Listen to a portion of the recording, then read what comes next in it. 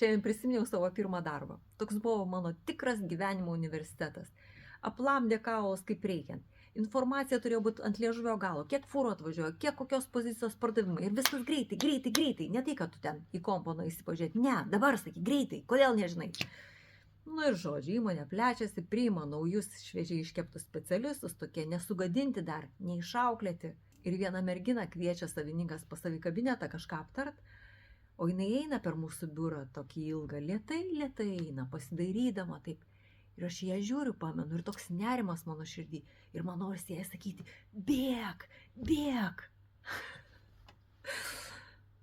Kai pagalvoji, kai tavo standartus graužia po truputėlį, po kurio laiko tu nesupranti, kad tu elgiesi visiškai nesąmoningai, kad tu taip toli nukrypai nuo normos. Žodžiu, kartais verta pasitikrinti. Ar tai kaip tu elgiesi, ar tai kaip su tavimi elgiesi, kaip tu gyveni, ar tai yra tai, kaip tu norėjai, kaip tu įsivaizdavai, kad turi būti. Pasitikrina.